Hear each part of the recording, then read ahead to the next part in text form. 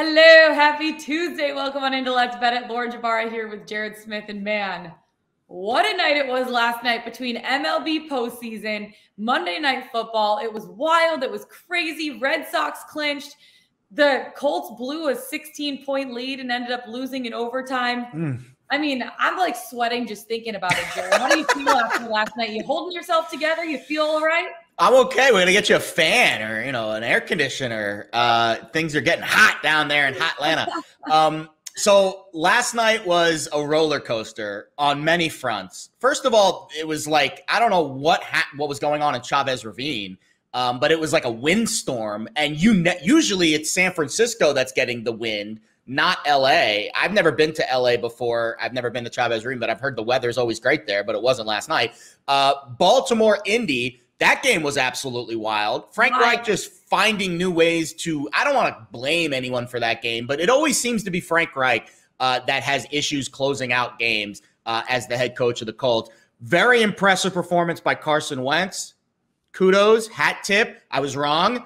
I feel bad for a guy like that losing the way that he did, because when you throw for over 400 yards, you're looking good, you're leading your team, you set your team up for what could be success. And apparently Blankenship had some hip issues. Oh, don't get me started on him. Missed field goal, blocked field goal, missed extra point. It's just, I mean, that sucks. That sucks. Yeah. And then Lamar Jackson, we need to stop. We need to put to bed any narrative that he's not a polished enough quarterback to win in this league. He is plenty polished enough. Sure, he needs to make improvements. We all need to make improvements in our daily lives.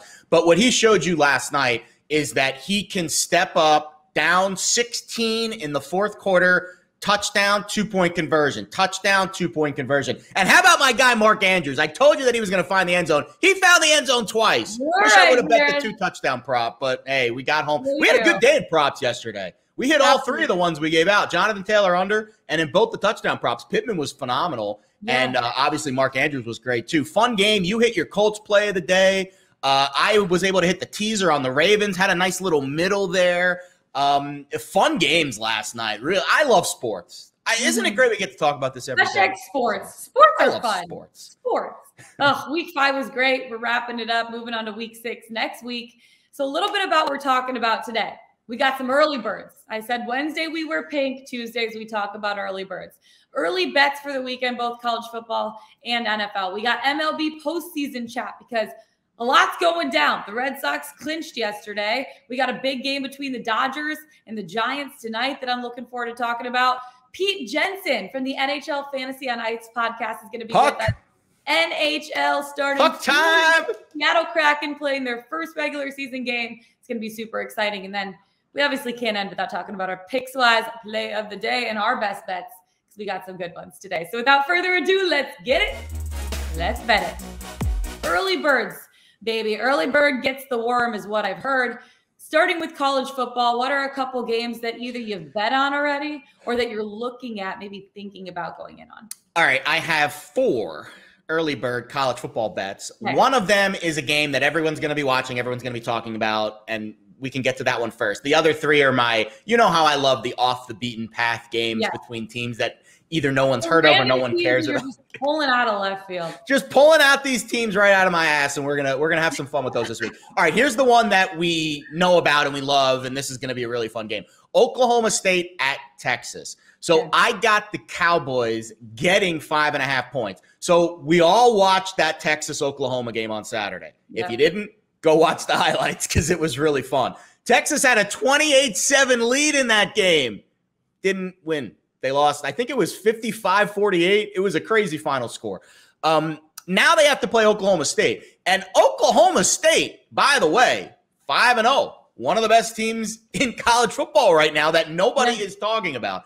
So I took 5.5 with the Cowboys. A little bit of a letdown, I think, after that grueling game between Texas and Oklahoma. And I think Oklahoma State keeps this game close. So that's the game that we all know, probably going to watch. Here are the games that no one knows about and probably no one's going to watch, but we're going to bet on them anyways. Western Kentucky, Old Dominion.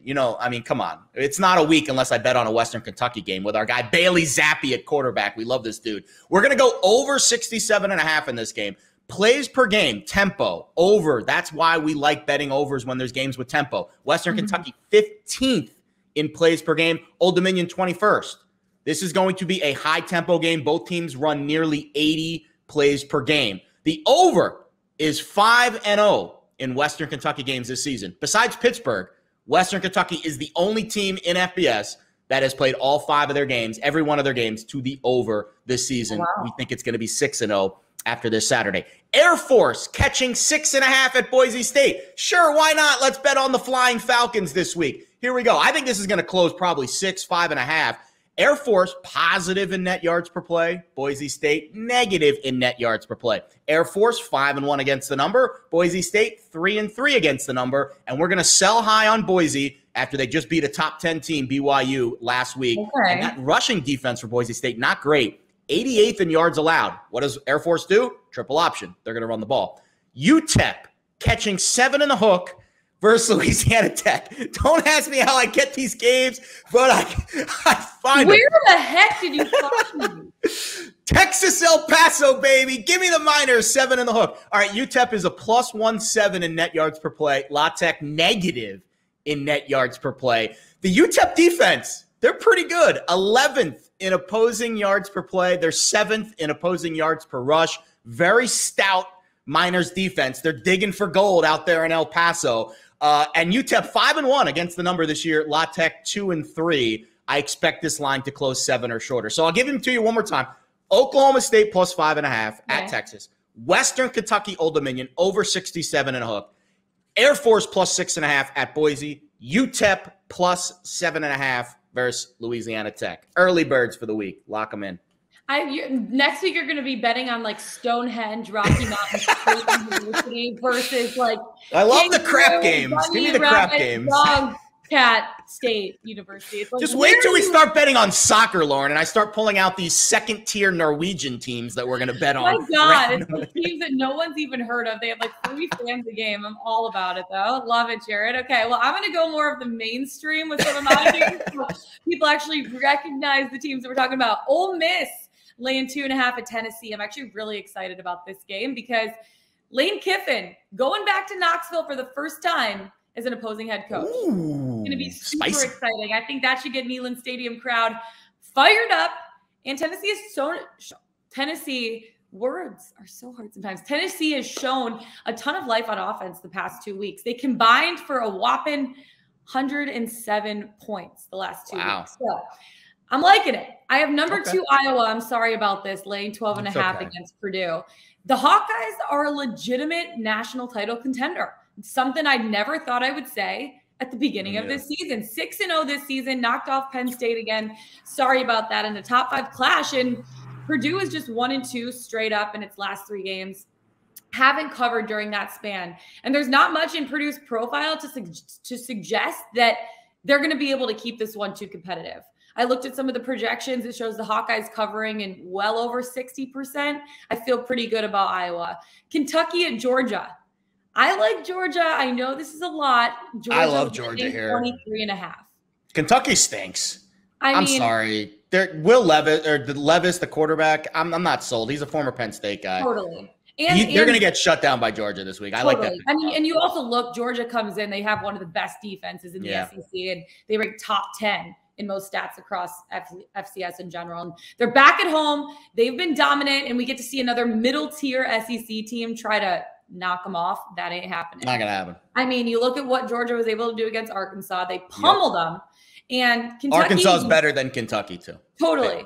And Kentucky is impressed this season, but there's been a big gap in talent on both sides. Yeah. And I mean, Kentucky's schedule, just like you were saying, has been very soft. Yeah. So I don't know. Those are the 3 games that I'm really looking at for college football this week. I haven't locked anything in yet. I'm looking at it. I'm waiting. Staying nimble. To move it all. But I might lock in that Georgia one just because I think of all the 3 you gave me, that's the one I like the most. The Iowa game scares me just because of a potential letdown after, first of all, here's a rule, college football fans, if you're a fan of Iowa. 2 rules, actually. Okay. 1, don't boo injured players.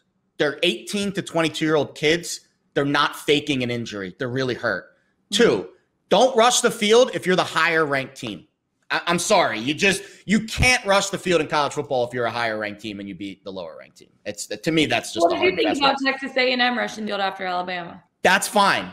You're unranked, right? Facing the number 1 team, you can rush the field for that. Iowa was the higher ranked team against Penn State, and they rushed the field. What is this? That doesn't. Maybe I'm bitter. Jared, that makes no sense to me. You're upset that Penn State lost. I am sorry. College football, that's what it's all about. Your team wins in a top 5 matchup like that. If I was the number 1 seed, I'd still be rushing the freaking field because you're a college student. You're having a good time. Oh, fine. Won a massive old man, I'm bitter. A bitter old man. I'm sorry. Ugh. Okay, we'll move on to NFL then so you don't get too upset over there. You. What NFL games are you looking at? I know it's early. I know we just finished week 5. Week 6 is upon us. There's some exciting matchups. Who are you looking at? I did actually lock in some ones last night. Okay. So the Carolina Panthers were a slight dog. This is actually Sunday night, excuse me. The Carolina Panthers were a +1 underdog against the Vikings at home. It's flipped now, and I think it'll continue to be a favorite in favor of Carolina. That doesn't really make a whole lot of sense to me why Carolina was underdogs in that game. I know they're coming off of 2 straight losses, but I don't trust the Vikings. You saw that game on Sunday against the Lions. I'm sure they wanted to lose. It looked like – I hope so. It looked like both teams wanted to lose. The other one that I really like, and I'll be honest, these games the lines have moved so dramatically. This is where I'm trying to thread the needle in the NFL markets. So the Seattle Seahawks are on the road at Pittsburgh this week. The look-ahead line last week was Seattle -2.5. Pittsburgh wins, Seattle loses, and they lose Russell Wilson. Now it's +5 in favor of, Seattle's getting 5 points in that game. And the way I look at that is Geno Smith worth a full touchdown on the line compared to Russell Wilson? Because that's how much it's moved. And the only thing that's changed is Russell Wilson to Geno Smith. The Seahawks were underdogs in the game against the Rams. They lost. They're on 10 days rest too, by the way. The Steelers, slight favorite against Denver. They won. Nothing else has changed there besides the Geno to Russell Wilson, maneuver. I don't know if Geno's worth a full touchdown. Maybe 3 points, maybe 4. Full touchdown seems too much. I think that Seattle line closes shorter than 5. So I locked in the Seahawks on last night. I like it. I'm talking a little bit about – I want to talk about the Carolina Panthers a little bit, but because of the Eagles. So I have the Eagles +7 against the Bucs. And let me tell you why. Because people are going to be like – No, I like that pick. Eagles +7 against the Bucs. Well, I look at – people were impressed with Tom Brady and his 5-touchdown performance against the Dolphins. That said, the Eagles were very impressive in their late comeback against the Panthers, like you were talking about. One thing that's worth noting for this, week to begin week 6 is that Brady is reportedly dealing with a thumb injury. I don't know how intense that is. However, it isn't expected to limit his availability on Thursday night. I read it in a couple articles that he's dealing with a thumb thing, but no one really knew exactly what that was. Tampa Bay enters this game 5-1 against the spread in the last 6, but I'm back on my Eagles train. I liked what I saw this in week 5, and I'm feeling good about the Philadelphia Eagles heading here into week 6. I don't think they're going to win the game, but I like them +7. How do you feel about it? I like it a lot because when I did my nerdy analytical research last night that I update after the Monday night games, the Eagles are the 3rd best team in the league in net yards per play, and the Bucs are 8th. So you're telling me that I'm getting 7 points at home, short week, banged up Tampa Bay roster with a team that, analytically speaking, is right on par with the Bucs. Now, Philly's volatile. Their net yards per play numbers don't add up to their net points per play numbers. And I know that's translation. They're moving it really well. They're stopping other teams from moving it, but they're not finishing drives, and they're having teams score against them a little bit more than they're moving it. So it's not correlated, which means that the Eagles are a kind of volatile team, which is what we've heard from a lot of bookmakers this week. But still, I like the fact that you're getting 7 at home, and I think you can kind of keep it on par with what we saw last night between the Colts and the Ravens. The Colts are a very volatile team. Because of Carson Wentz, because of some of the offensive issues that they've had. But they're a solid, well-coached team on defense, and they were getting 7.5 points. And I think those games are kind of similar, and I would absolutely take it with Philly on Thursday. What else are you looking at heading into week 6? Let me pull up my sheet here and see what else that I've got. I'll tell here. you one, because the one that you were give me talking one. about Cardinals at Browns, and everyone's jumping on the Cardinals. Well, guess what? I'm one of them. No, I agree with you. I'm on the Browns. You're on the Browns. I'm on the Browns. I'm on the Cardinals. -2.5. Plus 122. They stayed perfect on the season after they were able to take on 49ers. Opposite sides. I love that. I like being on opposite sides because I like just like shooting you text during these games and being like, sorry about it. Like no one likes my Colts. Well, guess what? Guess who? I mean, I had Colts +7. Yeah, they didn't win the game, but guess what? No, you covered and we middled. It was perfect. It was perfect. Absolutely, I won my bet. Well, we're not going to middle this one. I know. The Cardinals are heading to Cleveland to face the Browns that lost in a shootout against Justin Herbert and the Chargers. And the Browns are talented, and it seems pretty enticing to be able to gain, a field goal lead with the lone undefeated team remaining in the NFL. I like the Cardinals money line. It also doesn't hurt knowing that Cleveland is 2-5 against the spread in their last 7 at home. This is why I'm not going with the spread. I'm going with money line. I think the Cardinals have been on fire. I love Kyler Murray. I think that they're a team that I'm going to be riding hard to the end of the season. And with them being 5-0, a lot of the times you're not going to be able to find value in a team that's the only undefeated team right now in the National Football League. So I head into this game, and they're the underdogs. You get them at plus money, great value at plus 122. I'm riding the Cardinals for this one. All right, so I know you're saying that they're doing, the bookmakers are doing this to be enticing, jump on the Cardinals. Guess what? I'm falling for it. And that's okay. Plus money. I love my value bets, and I love the Cardinals. So that's totally okay. And one of us is going to learn a lesson this week. And I learned less. Probably. I've been on the ass end of a lot of our swag head-to-head bets so far. And Someone actually tweeted at me today, Jared, and they said, I need to get glasses to protect my eyes because by the end of the season, Jared's going to be wearing nothing but maze. Because we keep losing all of our head-to-head bets. We've got a big one coming up in a few weeks between Penn State and Michigan, so we'll see how that one goes. So this is one of those someone is going to learn a hard lesson this week about either one of these teams. So from the bookmakers' point of view, they believe that Cleveland is the more complete team, top to bottom, and they believe that Arizona's results have been, they didn't use the word fluky, but not emphatic. The game against the Jaguars, the game against the Vikings, they haven't been emphatic. You can say the same thing about the Browns. They've played some wild games. The one against the Vikings where the Vikings scored on the first drive of the game and then not again for the rest of the game was very fluky. And then obviously a 47-42 game between the Chargers is not a game that you're going to put on your resume reel as, hey, look how great we played.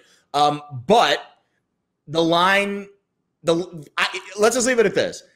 I trust the odds makers more than I trust myself. They're better at their job than I'm at mine. And that's why I'm going to give them the benefit of the doubt in this particular game. If they're making Cleveland the favorites at home against an undefeated team, I have to trust that there's a reason why. And I have to ignore the shiny toy, the Arizona Cardinals being 5-0 and having a plus sign next to their number this week. And I just have to go with what the odds makers think is the right number. And I think you're actually getting a discount on Cleveland. This line probably should have been 3. The fact that it's 2.5 gives me, I think, to me, that's where the value is. This line should have been Cleveland -3, but because Arizona is the nice, shiny new toy, if they make it -3, everyone's going to back Arizona. I think you're going to see a lot of Cleveland money come in this week. iPhone 13 comes out, sign me up for it. Shiny new toy. That's me. I love it. That's okay. That's the beauty of the NFL. It's once like during the game Christmas starts time when you're driving and there's all the Christmas lights, and I'm like, ooh, lights. Ooh, lights. Yeah. I love the shiny new toy. I love it. That's what the Arizona Cardinals are. And you're talking to a guy that is very heavily invested on this Arizona team. There's nothing I would like more than for them to go into Cleveland and show everyone, hey, listen, we're really good. You need to stop making us underdogs right now. Yeah. And I think if they win this game this week, that narrative changes completely, and they're probably in the power rankings going to be a very highly regarded team. But I'm going to give the odds makers the benefit of the doubt this week. Also, it gives me, and if there's a lot of viewers out there that have been following us, if you're invested on the Cardinals long-term like we are, this is an opportunity to take a little bit off the top and to come off of that bet just a little bit and to go on the other side of your futures, money where we're invested with the Cardinals. And it's a chance that the Cardinals could still win the division and still win the Super Bowl and lose this game, and you can kind of thread the needle a little bit. So it's a strategic play this week. I agree. I think Arizona's better than Cleveland, but the odds makers are saying they're not. We'll see what happens come week 6. And with fascinating game. What? Fascinating. It's a fascinating game. It's the most fascinating line of the week, I think. We'll talk about it a little bit more getting into the weekend. But right now I want to get into MLB because a lot of stuff's happening in Major League Baseball. Postseason is upon us. Last night, Red Sox clinched the ALCS, knocking the Rays out, which I had a future on the Rays winning the World Series at plus 950. So I was kind of bummed about that. I honestly thought the Rays were a complete team, that their pitching rotation was looking phenomenal. I can't believe the Red Sox ended up coming back, winning this series. But you know what? Something that no one was expecting. It's crazy. Now I might look at the Red Sox to see what their futures are. I mean, you never know. Today we have game 4, Astros and White Sox, Houston leading the series 2-1. We have game 4, Brewers and Braves. ATL leads the series 2-1. We have game 4 of the Giants and Dodgers, a series that I've been really excited about. The Giants ended up winning last night. They play again tonight. It's going to be that's the game I want to focus on, Jared. What bets do you have for this game? What stands out to you? Giants, Dodgers. So it's tough because we don't know who's pitching for the Dodgers just yet. I know. That whole, hey, we'll tell you in a little bit. They'll tell us right when lineups come out, probably, or right before. I'm sure, Ken Rosenthal or one of those reporters will catch wind of it like right before. Yeah. And that's a good lesson from a betting perspective.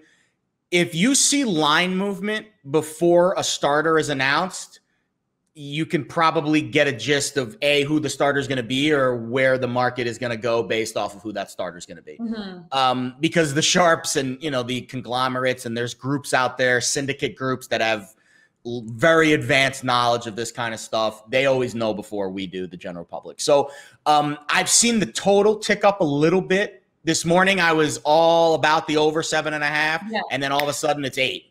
And that's good because that means that there's smarter people than me out there who agree that the over is probably better suited for this game. So last night's game, baseball is all about regression because there's so many at-bats and there's so many statistics that get counted every game, every season, that if something really extreme happens, it's best to fade it the next day. What did we see last night? Crazy winds in Los Angeles. Never happens. Those types of winds never happen at Chavez Ravine. It's usually a pretty stable weather environment. There's hardly ever any rain, too. So calmer weather tonight, which is noteworthy. No winds, no rain. And you get the Dodgers, who were hitting the cover off the ball last night. They had 13 batted balls of over 100 miles an hour off the bat last night, and they didn't score a run. Crazy. So I'm fading that today, and I'm going to say that the Dodgers are going to score more, and I think the Giants are going to score more as well. I would assume if this game last night was a normal game that had normal runs, the total would have opened 8, especially because the Dodgers not really having a starter, and it's going to be a bullpen game, you would assume. So I think 7.5 is a favorable number. There's a few of them out there still, but you got to pay a little bit to the over. And Anthony DeSclafani, starting for the Giants, has had numbers against the Dodgers this year, and he hasn't pitched great at Dodger Stadium. So that's my only look tonight. I was leaning Giants, but the fact that I don't know who's starting for LA makes me pause a little bit. But I still think that the only way I would play it on a side is Giants, and I think the over is going to be my official play for this game. You're leaning Giants. Guess what? I'm deep diving the Giants. Giants money line plus 130. It's going to be calm weather. But you know what's not going to be calm is the Giants bullpen and the Giants locker room, the Giants clubhouse, whatever you want to call it, after they clinch this series. Okay. They squeaked out a win yesterday. 1-run game, game 3. And they lead the National League in home runs right now, 241 and slugging percentage at 440. I love the Giants this season. I love the underdog. I love when the unexpected happens, them getting 107 wins on the regular season, and that's carrying over. They have the momentum. They have the mentality that they can win and that they can actually go the whole way. People were expecting them during the regular season to slow down, right? They didn't. They kept steady. Yeah. They kept going. They kept pushing. And I love the Giants. I love a Cinderella story. They are a Cinderella story. If they win the World Series, it would be one of the more unlikely scenarios in the odds board of late. They were really far down there to start the year. And sometimes, honestly, I pick some of these picks based on maybe not the most like numbers driven or it's okay. Like statistics driven, but it always works out for me for some reason. Don't say that. You're going to jinx yourself. Giants money line plus 130. I'm ready to go. Sometimes if I overthink it, then I'm overthinking everything. This one I'm not overthinking. Cinderella story, 107 wins in the regular season. They have the momentum going for them. They're 2-1 going into this game 4, and they're feeling good. I think they're clinching the series tonight, and that's that. That's all I agree that the Giants have the momentum. And absolutely. There are many. We can do a whole segment on like the psychology of gambling and if you're overanalyzing and that stuff. But I think when you look at what takes place on the fields every night and on the ice and on the courts, no one knows anything once the game starts. These games are nuts. These games are wild. Bet what you love. Bet what you like. Bet what's going to make you happy. If you're in this to make money long term, there's like this little sliver of pocket of people that can do that. We are in this to make a little side money, sure, but we want to have fun. You got to have fun doing this. I have fun betting underdogs. I have fun rooting for the Cinderella story, and I have fun making value bets. And you have fun beating me every time we go ahead. Every single time. I mean, not saying not as much fun for me, but I appreciate you. All right, another sport that we haven't gotten into in a little while. NHL, it's back tonight. It returns to ESPN for the first time in 17 years. Regular season is back. And to chat a little bit deeper, we caught up with our friend Pete Jensen from NHL Fantasy on Ice podcast. Hey, Pete. All right, time now to welcome in our good friend Pete Jensen from the NHL Fantasy on Ice podcast. Pete, it's so great to see you. I missed you. How are you doing? You getting ready for hockey season? You feeling good about it? Yeah, for sure. Great to see both of you, and gonna miss you on the Avalanche side of things, but bigger and better things, right? It's great to be on with you guys. The start of the season's coming up, though, right? Like a couple hours. We're about 24 hours away. I'm really stoked about it.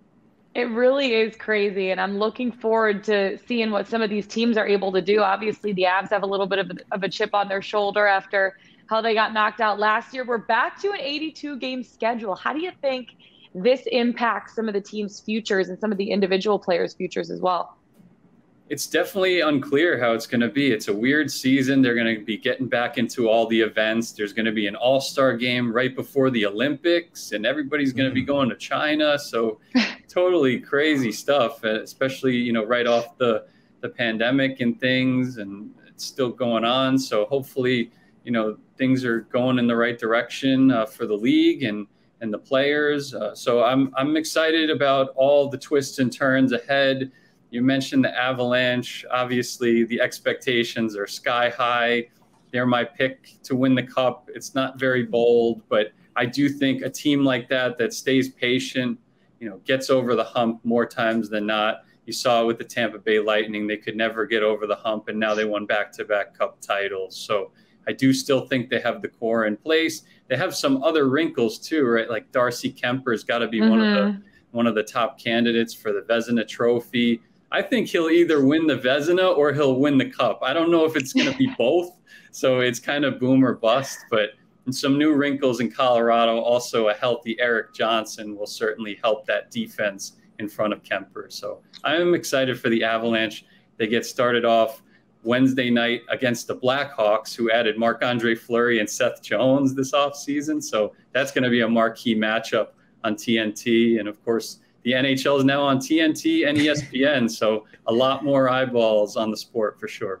Just a lot of differences. And Pete, I think that's when we look at, from a betting perspective, the unknowns make things really hard to handicap. We have a lot of unknowns with the schedule this year. The Canadian teams are branching out again and playing everyone that they normally do. So when you look at the top of the market, Colorado and Tampa Bay, I know you like those two teams to advance through, but it's really hard to bet on them from a value perspective. Is there someone maybe a little further down on the list? We like to talk about the Islanders a whole lot. They seem to always be undervalued in the market. I'm seeing them at 15-1. Anyone else in that middle tier that may be a little undervalued, you could see them overachieving their number this season? I'll give you two teams from the Eastern Conference that I think are the only two teams that can knock off the Tampa Bay Lightning. First, the Islanders, who got very close, lost close to them in Game 6 and Game 7 each of the past 2 years. They're going to get Anders Lee back, one of their top goal scorers, their captain. They also went out and signed Zdeno Chara and Zach Parise.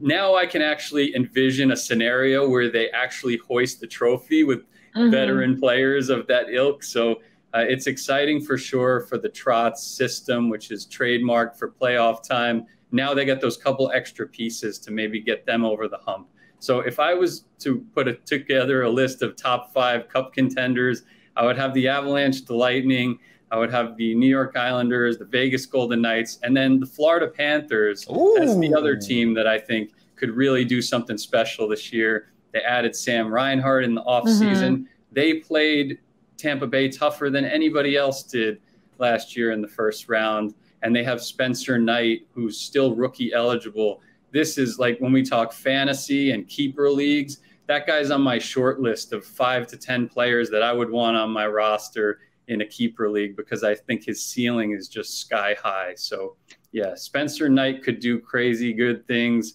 for the Florida Panthers. And remember, the Panthers came so close to beating the Lightning, outplayed them at 5-on-5, and that was without Aaron Ekblad, who was like one of the best defensemen in the league last year. So like the Islanders, some good value on the Panthers. They're getting one of their best players back for this season.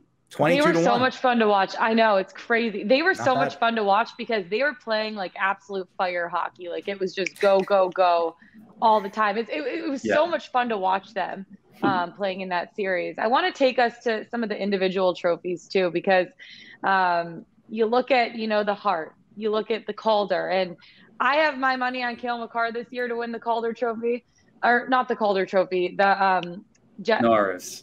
Thank you. Yeah, my goodness. I have Cale Makar to win the Norris this year, and it's going to be really exciting to see what he's able to do this season and in a full 82-game schedule, because since he entered the league, he hasn't played in a full, normal, regular season schedule. It's crazy. Yeah, Cale Makar, only a couple of players have done it in the past 15 years or so, 82 points in 82 games. I think he's definitely capable of something like that. He's either going to do it this year or next year. And, the ceiling for the Avalanche, we all know how high it is. They've struggled to get over the hump in the playoffs, but last year won the President's Trophy. They should be back in that President's Trophy mix again, even if there is, like Tampa Bay had, a little de-emphasis on the regular season. I still think you could see Kemper in the Vezina running. You could see Makar in the Norris running, and you could see McKinnon in the Hart running. So they're going to be a team that's all over the leaderboard at the end of the year. And for the Avalanche, I think there are a couple other key guys, like they were without Nazem Kadri in that playoff series. That's one thing I think. Which was really tough for the Avs second line in that series. Yeah, I mean, really, you could almost pin that like collapse on the fact that they didn't have a go-to number 2 center, but now they're going to have him. They have Kemper, Eric Johnson healthy, like I mentioned. Also 2 quality young players, Bowen Byram and Alex Newhook, who I think could take on bigger roles over the course of the season. So put all those things together and you look at the stars aligning, they have to for a team to win the cup. There's definitely a really good chance it could happen for the Avs here. So the Avs right now priced as the favorite to win the Stanley Cup. They're also priced as the favorite to win the President's Trophy, which I think is a fascinating market every year because it's the regular season. It doesn't include the postseason. Do you see Colorado right now? It's only plus 250. It's not great value. And again, betting your money long term like that, you're locking it up for just a small payout. But there's a big gap between Colorado and then the next 2 squads, Tampa Bay and Vegas, for that President's Trophy. Do you see Colorado being the best team during the regular season this year as well?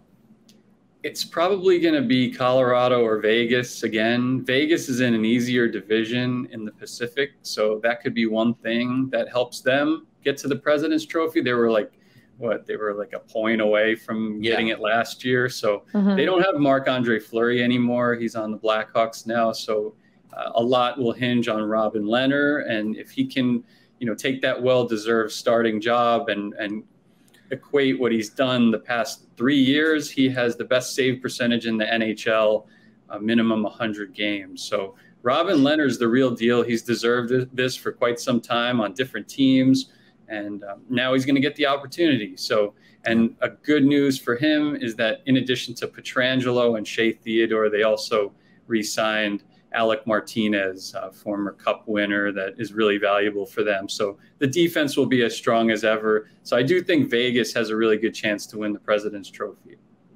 When you're looking at some of the other individual awards, like who stands out to you? Who do you see value? Who do you have your money on heading into the season for futures? Well, I mean, I think that Artemi Panarin for the Rangers is someone to keep an eye on. He puts up massive point totals. Of course, like the leading scorers in the league usually are in the running for the Hart Trophy. Yeah. Artemi Panarin, we have him projected on NHL.com/fantasy for 100 points this year, which would make him one of 5 players in the league to get there. So I'm big on him. He's an amazing standalone player, and he plays with Mika Zibanejad on the first power play. So the Rangers have balanced scoring. They have a new coach, Gerard Gallant. Yeah. Former coach from Vegas and Florida, yes, who did some great things there. So I do think the Rangers are a team that are going to go from non-playoff team to playoff team, and therefore will either have Panarin or Zibanejad in the Hart Trophy conversation, Igor Shesterkin, their projected workhorse goalie, in the Vezina conversation. He should be in the top 5 in wins, and his save percentage is .921 in his career. So, and look for Gallant. I have him winning the Coach of the Year. So that you always look for those storylines with Coach of the Year, like who's going from non-playoff to playoff, or who's the biggest new coaching change of the offseason. It's certainly Gallant going to the Rangers. We have a new team in the NHL this season. Ooh. The Seattle Kraken. Not obviously a team we would probably consider to bet to win the Stanley Cup, but is there anything about this Kraken team? Because anytime you get a new team, you get new matchups, you get teams coming to Seattle to play, the travel gets, shifted around a little bit. It kind of throws a little bit of a monkey wrench in the entire season. What are you seeing from the Kraken? Where do you expect them to be this year? They haven't even played a regular season game. They might have the best jerseys in the league, I think. So it's amazing what they've done. 1,000% have the best jerseys. They have really good jerseys. Like the colors, the logo, everything about it. I mean, I remember the day that they put their merchandise on sale, it sold out faster than the Golden Knights did the year that they came into the league. I need to buy myself some swag. Maybe I'll buy a little Kraken thing for the wall. For sure. Here. It would, it would look good for sure. But so Grubauer is going from the Avalanche to the Kraken. That was really interesting. These guys lit it up in the preseason with their top line. And I think you're going to see, the top line is right now Jared McCann with Jordan Eberle and Jaden Schwartz. So guys that were, off the radar a little bit. They're not huge names, but you're going to see Yanni Gourde come back from them eventually. He had off-season shoulder surgery, but he's already practicing with them, so he may not miss much time at all. And that's a 2-time Cup winner for Tampa Bay. So I think you're going to definitely see once again the team be very competitive, the expansion team. I don't know that they're going to make the playoffs, but they certainly have a chance. There's going to be 1 or 2 spots up for grabs in the Pacific. I think they're probably going to go to the Canucks and the LA Kings, but the Kraken will certainly be in the running, as will the Calgary Flames and teams like that for one of those last spots. So I'm expecting another exciting season. Maybe they're a little overvalued because of the hype and because of the Vegas storyline. Yeah, we were talking about that on the NHL Fantasy on Ice podcast the other day, but I am still taking a couple of those guys on my fantasy team because I think it's always a good storyline where you can have guys go to a new spot with an expanded role ahead of them, no egos involved or, penciled in roles, like a guy that has been on a third line for his whole career, like Calle Jarnkrok or Vince Dunn on the second pair for his whole career. You could see those guys having the breakout seasons, kind of like William Karlsson did for the Golden Knights. Wild Bill. Regular season is here. We've been waiting for this since March of 2020. Obviously, we've had hockey, but back to the 82-game schedule, back to the regular divisions. It's going to be so much fun. I'm looking forward to it. Pete Jensen from NHL Fantasy on Ice podcast. Thanks so much for taking the time. Loved seeing you, missed you, and looking forward to chatting more this season. That was so much fun. Thanks so much, Pete. Always enjoy your insights on the National Hockey League. I'm so excited that hockey is back. I made my futures bet on the Colorado Avalanche to win the Stanley Cup this season. Ooh. Third time's the charm, baby. The last 2 years they were favorites. This year they're coming in as a favorite, plus 550. I feel good about my Colorado Avalanche. How are you feeling? So that was actually a Pickswise 3-star play. So, a lot of the 3-star plays on Pickswise.com are, individual games. Most of them are individual games. But I did see one on the NHL page from our friend Chris Rivers, who I've not met yet. I'm not associated with yet, but I'm sure at some point our paths will cross. One of the fine hockey cappers of Pickswise. He does have the Avs as his 3-star best bet to win the Western Conference, which, leads right into where you're going there with the Stanley Cup. So eventually the talent in Colorado is going to win out. They are so talented every year. I think they're a little overpriced most years because of the talent, but eventually they're going to find a way to get into the Cup final, and maybe this is the year. Yeah, the last 3 seasons, they've made it to the second round. They lost in Game 7s twice in a row. Last year, obviously, lost in 6 to the Vegas Golden Knights. This is the year to get over the hump for them. They have the same core in place. It's going to be really exciting to watch them play. All right, your play of the days, your best bets. What do you got, Jared? So before we get into my play of tonight, I made one futures bet in the NHL, and it's not a popular one because I know we all want to see the expansion teams do well, but I think this number is a little overinflated because of what Vegas, the success that the Golden Knights had in their first season. They went to the Stanley Cup final, but I think the Seattle Kraken under 92.5 points for the season is a good value play. I just think overall, the books are a little shading the number a little bit higher than it should be. I'm seeing 89, 90 across the board. DraftKings gave us 92.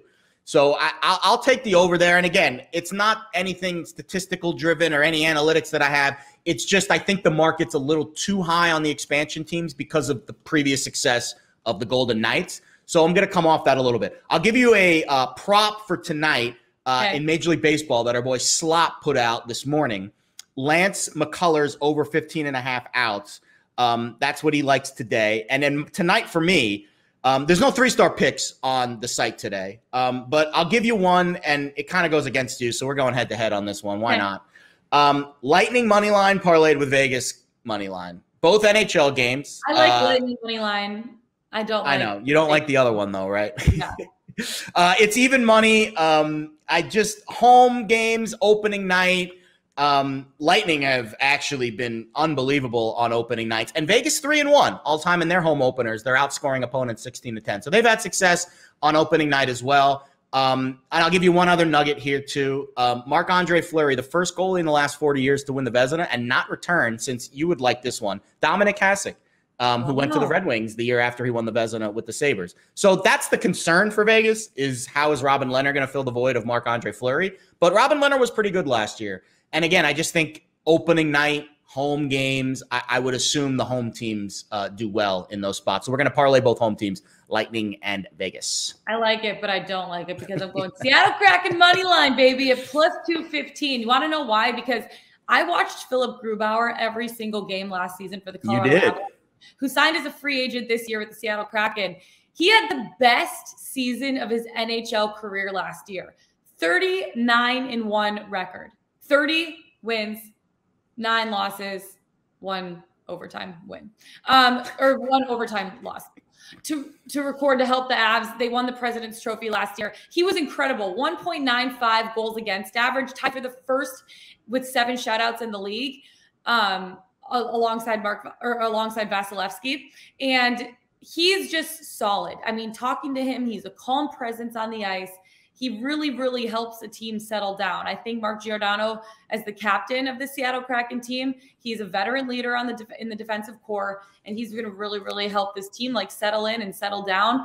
And yeah, they don't possess an elite scorer, but they have a lot of really, really solid players who have all recorded 20-goal seasons at least once. A lot of them, like Jordan Eberle, had 6 20-goal seasons. Jaden Schwartz, 4. Yanni Gordy, 2. Marcus Johansson, 2. So they have a lot of guys that are able to find the back of the net. And as I was saying about Mark Giordano, 3-time All-Star with Calgary, won the Norris Trophy in 2019. Woo! They have a really, really good core. And it's not like they have any superstars, but they have a lot of guys that are very solid. In addition to Jonas Donskoy, who they drafted from the Colorado Avalanche in the expansion draft. And so they have 2 Avs on their team right now, basically, that are now becoming Seattle Kraken guys. And I think with Philip Grubauer in between the pipes, you have a strong defensive core and you have guys that are able to find the back of the net. I know we don't know what to expect from him. We haven't seen him play this season besides preseason, but I like Seattle Kraken money line plus 215. Why not? Jump on it. Jump on it. Jump on it. My biggest takeaway from your handicap there is I am screwed when it comes to hockey picks this year because you're going to run circles around me. But we're going to have fun anyways. Oh my gosh, it's going to be a fun one, Jared. Looking forward to tonight. That's it for us today. Find us on the Pickswise YouTube channel. Go to pickswise.com. Follow us on the Twitter machine. I'm Lauren Jbara. That's Jared Smith. Best of luck tonight. We'll see you tomorrow. Let's get it. Let's bet.